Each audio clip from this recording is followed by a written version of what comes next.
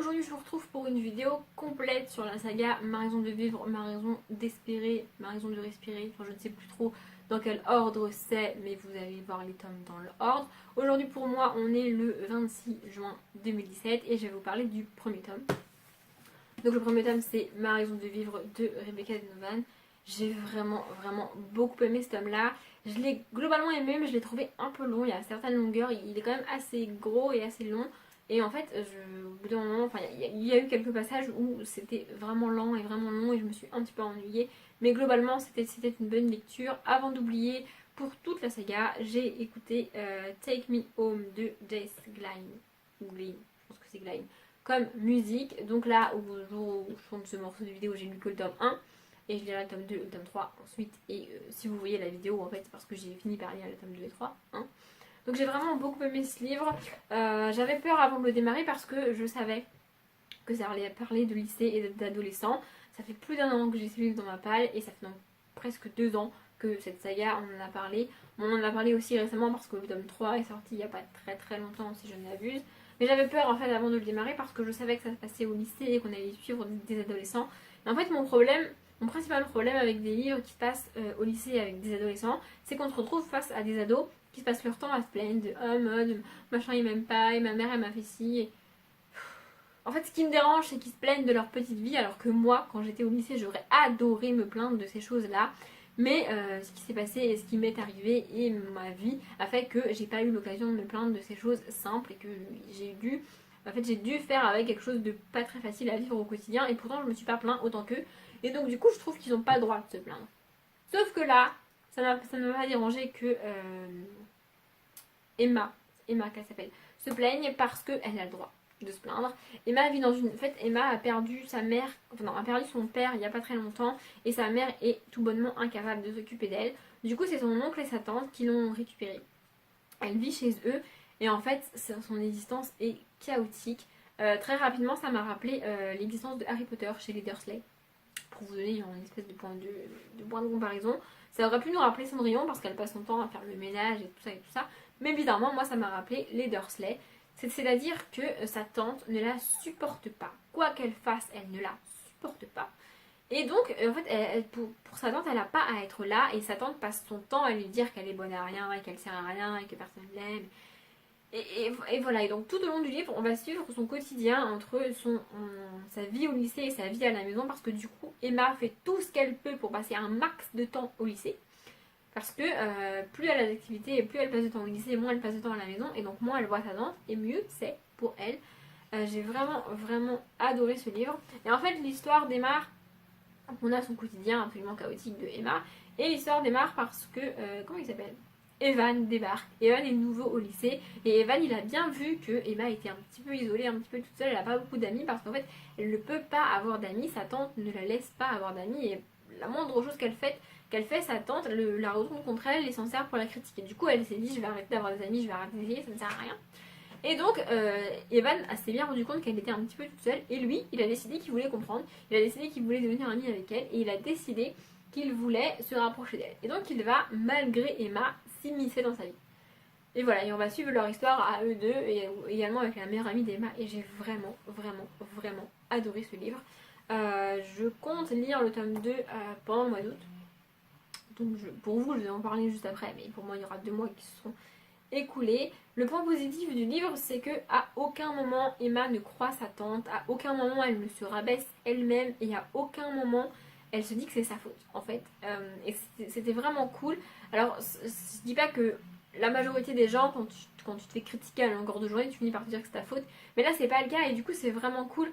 Par contre ce qui m'a énervé tout au long du livre, et c'est positif que ça m'ait énervé, c'est qu'on ne sait pas pourquoi la tante de Emma s'en prend à elle. On ne sait pas. Parce que Emma est une très bonne élève, elle est très bonne en sport, elle ne sort pas énormément. Quand elle sort, elle respecte les horaires, elle passe son temps à faire le ménage, elle passe ses dimanches à la bibliothèque. Et tout ça, pour sa tante, c'est négatif. En fait, tout ce qui, pour un parent normal, serait de quoi être fier de son enfant et de quoi apprécier ce qui se passe. Enfin, je veux dire, elle est très bonne élève, elle est très bonne en sport, c'est positif, tout ça. Tous les parents, ils seraient heureux d'avoir une fille comme Emma. Mais non, sa tante, elle va critiquer ça, elle va dire que c'est négatif.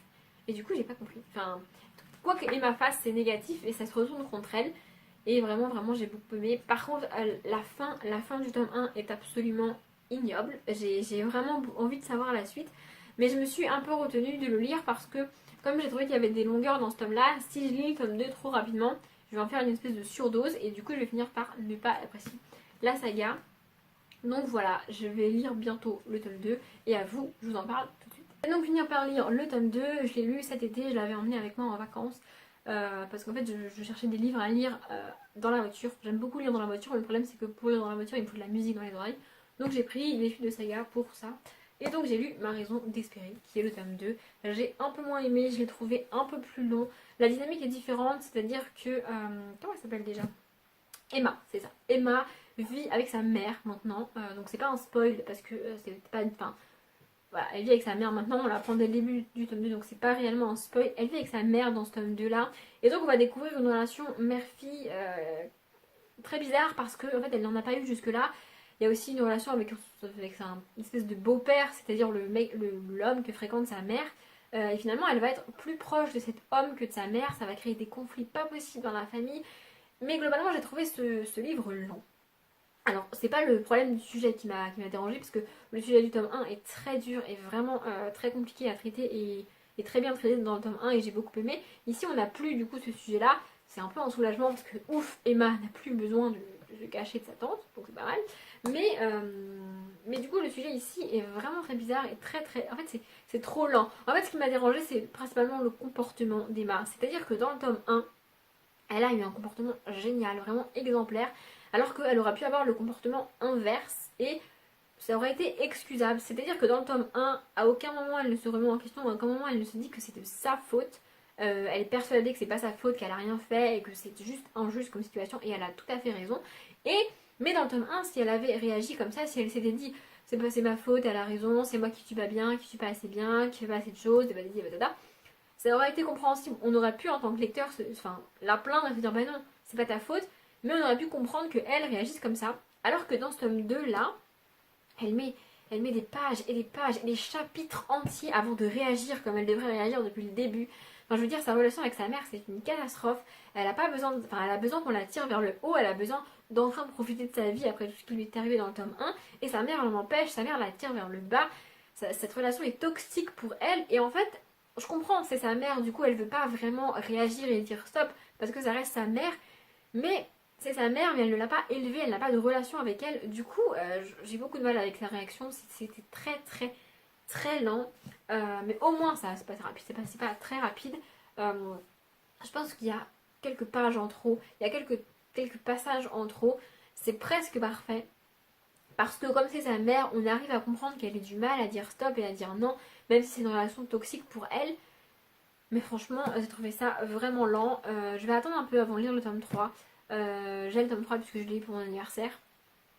Vous aurez forcément vu mon call avant de voir cette vidéo là. Mais je vais attendre un peu. Je l'ai demandé pour mon anniversaire, comme ça je l'ai. Et dès que je voudrais et que j'en aurais envie, je pourrais le lire. Mais je vais pas le lire tout de suite. Je suis même pas sûre de le lire avant la fin de 2017. Donc voilà. Mais je vais le lire, c'est une certitude. J'ai hâte de finir cette saga. Et j'espère vraiment que le tome 3 sera aussi bien que le premier. Et donc voilà, j'ai lu Ma raison de respirer. Vous l'avez aperçu dans le vlog du week-end à 1000. Alors pour vous ça devrait dater, puisque je sais pas quand sort cette vidéo, mais enfin bon bref, on s'en fout. Donc je l'ai lu au mois de novembre. Ça fait plus d'une semaine que je pense que j'ai terminé ce livre.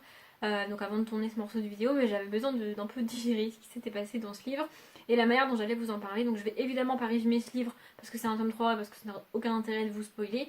Mais du coup j'ai du mal à trouver un juste milieu entre vous expliquer ce qui s'est passé dans ma tête et dans mon corps quand j'ai lu ce livre, ce que j'ai ressenti, sans vous spoiler et en vous donnant quand même un ordre d'idée de ce qui s'est passé. C'est assez compliqué en fait.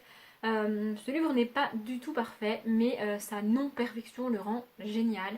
Alors il est pas parfait à la fois dans la forme et dans le fond en fait, parce que les personnages font des trucs que j'ai pas compris. Enfin je veux dire, il se passe des choses dans ce livre, là mais pourquoi il m'a fait ça, qu'est-ce qui se passe, pourquoi vous faites ça, j'avais envie de le dire, mais c'est débile, arrête de faire ça, ne fais pas ça, ne va pas là-bas. Mais en fait c'est ce qui rend le livre génial parce que dans la vraie vie, les gens font pas ce qu'ils devraient faire au moment où ils devraient le faire, ils ne disent pas ce qu'ils devraient dire au moment où ils devraient le dire. Enfin je veux dire, on est humain, on fait des erreurs, il y a des choses que tu fais pas, il y a des choses que tu fais alors que tu devrais pas, et inversement et tout, donc enfin c'est humain en fait de faire ça. Et du coup le fait que ça se passe comme ça dans ce livre, c'est ce qui rend le truc génial et c'est ce qui rend l'histoire réaliste en fait, et j'ai adoré ça. Et j'ai eu aussi un petit problème avec la forme, donc avec l'écriture, parce que, alors je pense pas du tout que c'était le cas dans les tomes 1 et 2. En tout cas, ça m'a pas marqué au point de le dire dans les vidéos, parce que oui, avant de tourner ce petit morceau de vidéo, j'ai regardé les deux précédentes que vous venez de voir aussi. Enfin bref, mais dans ce tome 3 là, on a une alternance de point de vue entre Evan et Emma qui s'installe. Le problème, c'est que ça se fait... déjà, la toute première fois qu'Evan nous parle, on n'a aucun indice qui nous dit que c'est lui qui va nous parler. Donc en fait, on est en train de lire une histoire et ensuite on change de point de vue. Mais enfin, il m'a fallu 2 pages avant de capter que c'était plus Emma qui me parlait. Vous voyez. Et puis ensuite on va avoir une alternance comme ça, un coup Evan, un coup Emma qui nous parle sans aucun indice et sans nous préciser qui va parler en fait. Ça se fait au milieu du chapitre, c'est pas un chapitre alterné pour Evan, un chapitre pour Emma, pas du tout. Il y a des fois on a 3 lignes avec Evan, puis 1 ligne avec Emma, puis voilà, c'est très bizarre. Du coup j'ai eu beaucoup de mal avec ça, mais en même temps c'était vachement cool d'avoir le point de vue d'Evan et d'être dans sa tête à lui. Parce que oui, il va être dans ce livre en fait, il va avoir une importance dans ce livre. Alors je crois que je l'ai dit dans le vlog, mais ce livre démarre 2 ans après la fin du tome 2. La fin du tome 2, et Emma a fait un truc absolument immonde, vraiment.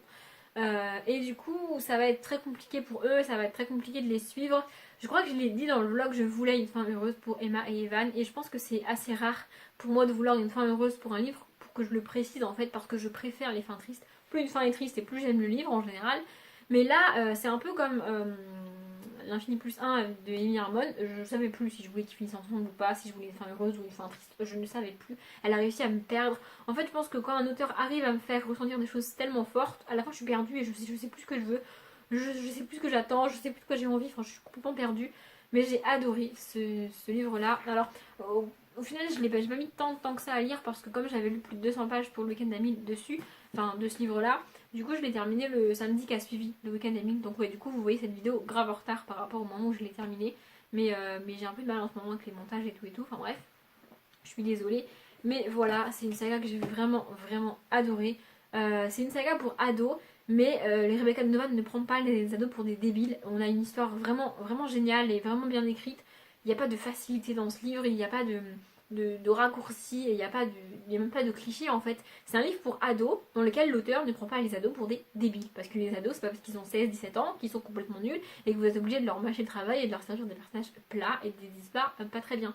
Alors peut-être que je schématise en disant ça, mais quand même la majorité des livres qui sont pour ados, on n'a pas ça en fait. On n'a pas ce que Rebecca de Novan a fait ici, et je trouve ça vraiment génial, et je comprends enfin pourquoi la saga a eu un tel impact quand elle est sortie et pourquoi tout le monde en parlait et pourquoi tout le monde disait que c'était génial, parce que c'est génial en fait. Et voilà, si vous en avez marre des romans pour ados un peu débiles dans lesquels on prend les ados pour des cons, et bah lisez celui-ci, parce que dans celui-ci c'est pas du tout, mais alors pas du tout le cas. Je sais que l'auteur a sorti un autre roman qui s'appelle Essie. Pour le coup, je sais absolument pas de quoi il parle et je ne veux pas savoir de quoi il parle, mais je le lirai un jour, c'est sûr.